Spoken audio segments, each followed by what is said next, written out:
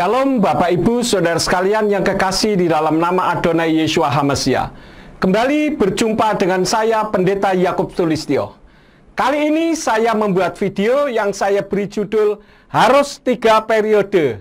Nah, kalau kita berbicara tentang judulnya, maka masih kuat di ingatan kita tentang sebuah peristiwa di mana wacana pembantu presiden dan sebagian ketua-ketua partai yang mewacanakan jabatan presiden diwacanakan diperpanjang jadi 3 periode atau penundaan pelaksanaan pemilu.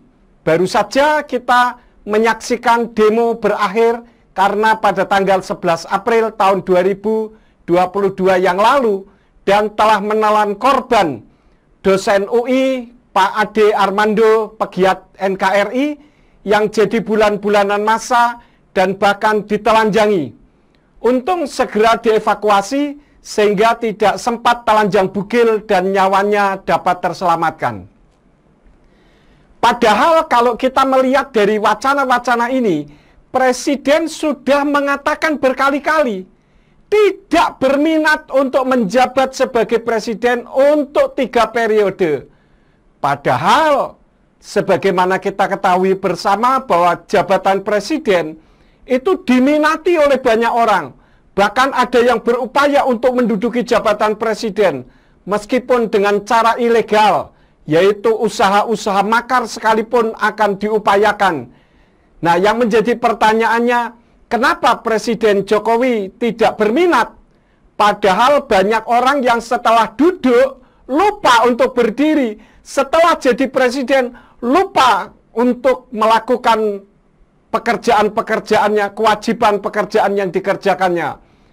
Dan bahkan kalau bisa duduk terus, tidak sampai berdiri.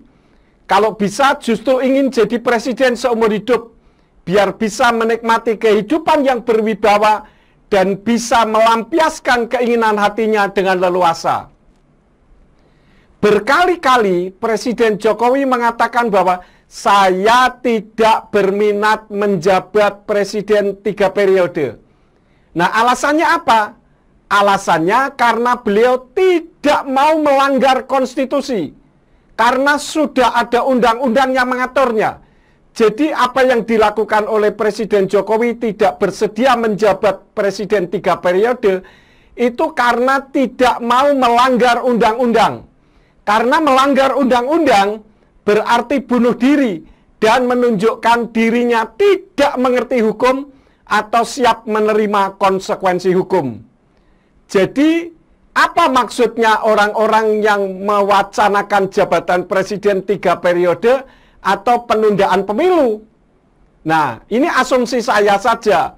Bisa saja karena memiliki agenda-agenda berikut ini. Yang pertama, sebenarnya dirinya sendiri yang mewacanakan jabatan presiden 3 periode yang ingin tetap menjabat sebagai orang istana. Karena memiliki agenda terselubung yang hanya dirinya sendiri yang tahu dengan Tuhan saja. Itu yang pertama. Yang kedua, masih menikmati jabatannya saat ini. Biasanya tentu soal kesejahteraan hidup.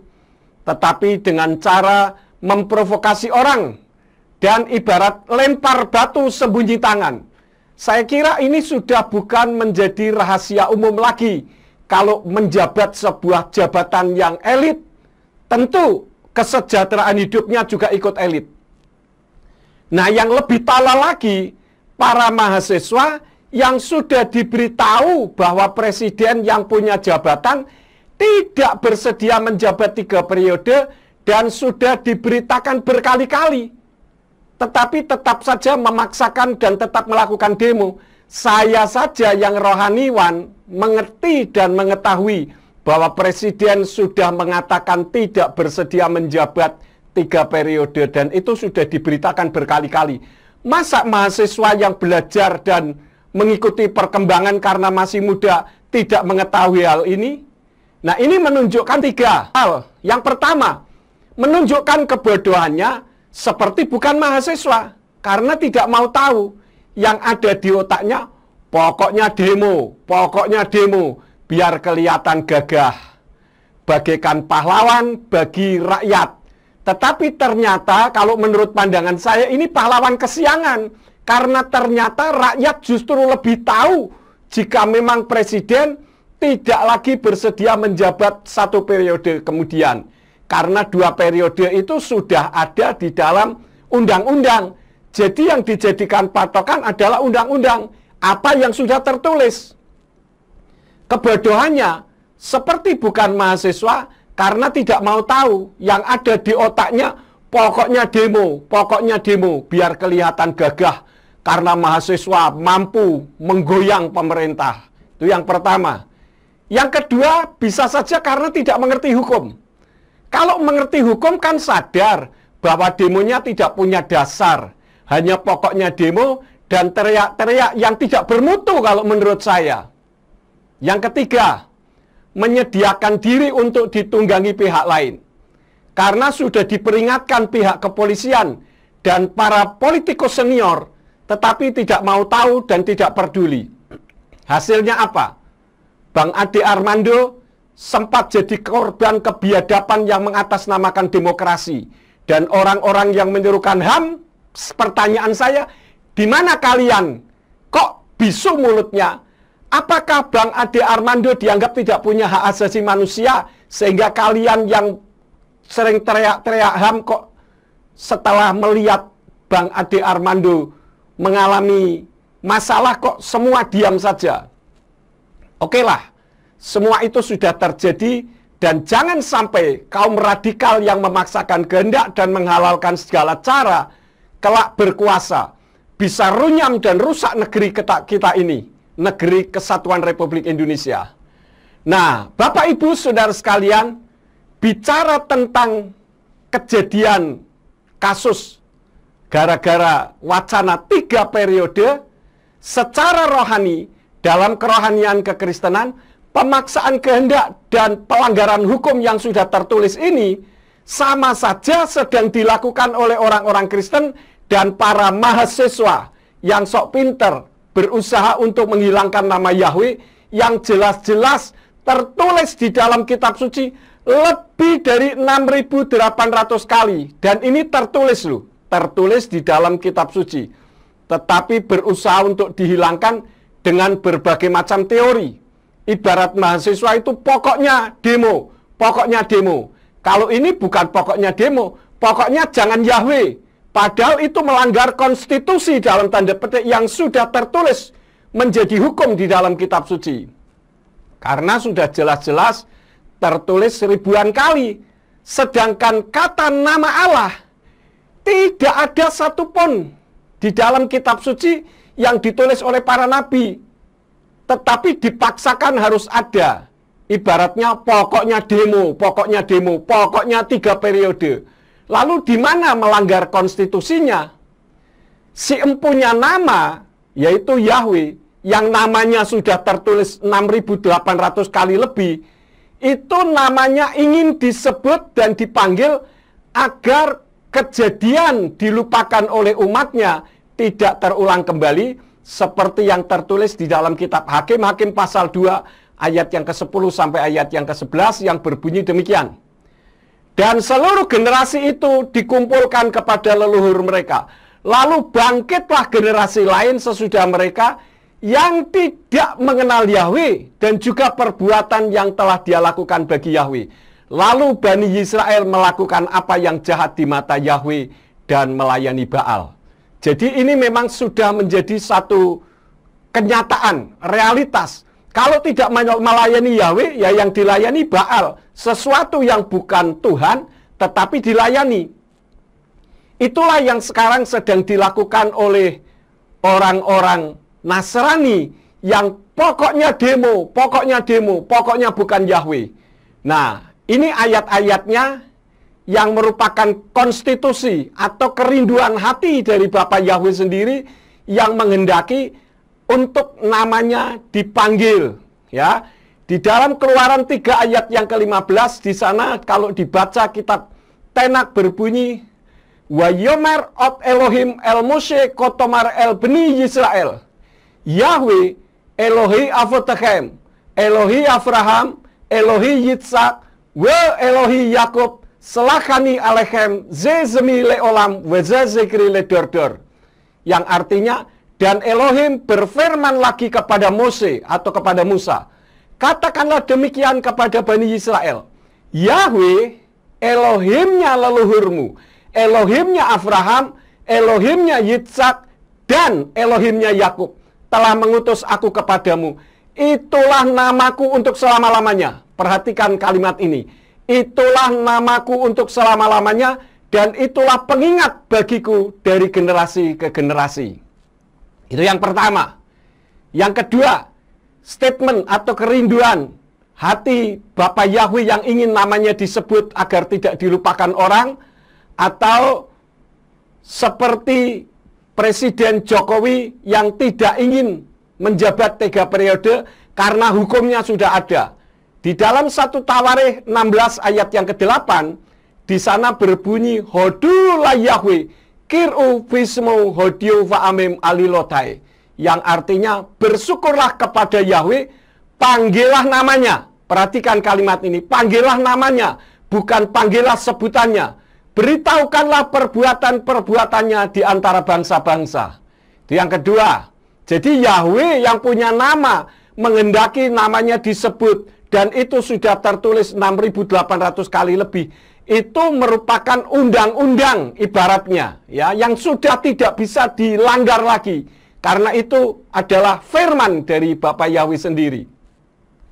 Kemudian di dalam Keluaran 20 ayat yang ke-7, di dalam kitab Tenak berbunyi, Lo tisa etsem Yahweh Elohika lasawe, kilo yenake Yahweh et asyer yisa etsmo lasawe, yang artinya, jangan menyebut nama Yahweh Elohimu untuk kesia-siaan, karena Yahweh tidak akan membebaskan orang yang menyebut namanya dalam kesia-siaan. Jadi menurut ayat ini, yang dilarang disebut itu kalau menyebut Yahweh untuk kesia-siaan, tapi bukan berarti dilarang menyebut sama sekali. Jadi jangan salah arti, jangan salah sangka. Yang dilarang adalah kalau menyebutnya dengan sembarangan. Seperti kalau ada perintah dilarang membuang sampah sembarangan. Pertanyaan saya, bolehkah kita membuang sampah? Boleh, tetapi jangan sembarangan. Kalau membuang sampahnya sembarangan baru tidak boleh. Ya, itu.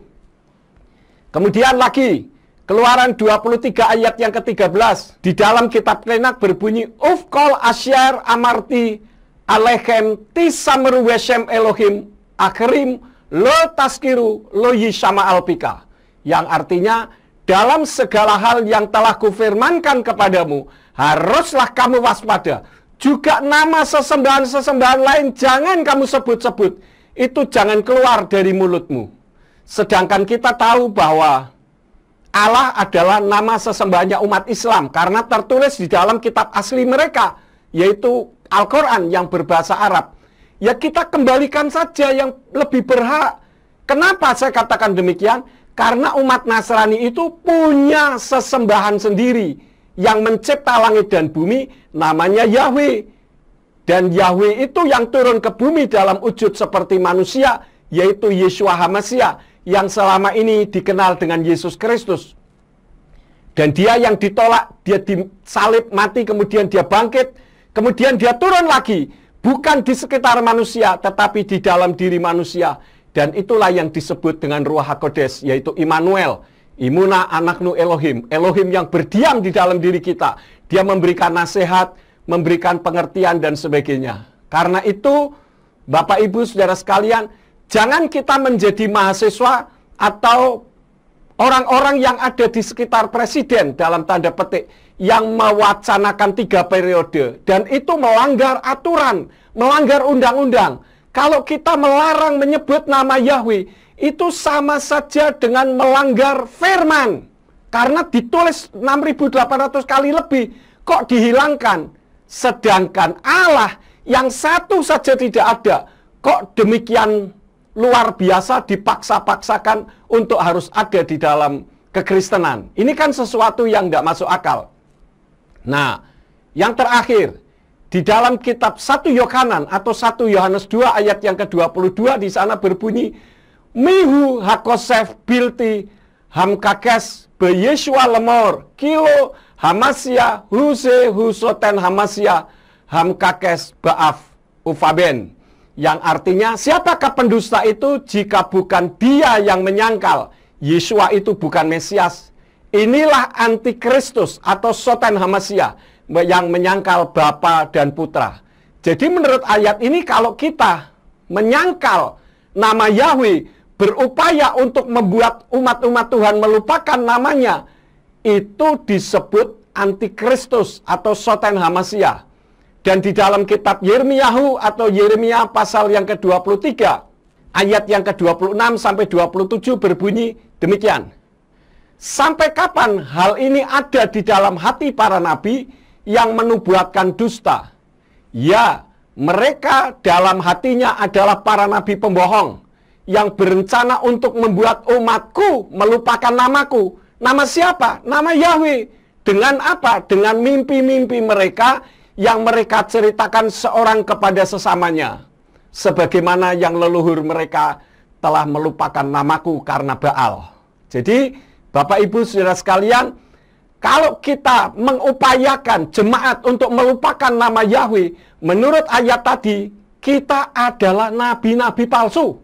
Ya, oleh karena itu, mari kita jangan jadi mahasiswa yang blow-on atau orang-orang yang mewacanakan 3 periode. Harus kembali kepada hukum yang sudah ada. Demikianlah video yang saya buat. Terima kasih Bapak Ibu Saudara sekalian telah menonton hingga sampai akhir. Jangan lupa subscribe, klik like, kemudian kalau video ini menjadi berkat, share kepada yang lain dan komen yang sopan. Terima kasih Bapak Yahweh Besem Yeshua Hamasya Waruah HaKodes menyertai dan memberkati Bapak Ibu Saudara sekalian. Shalom.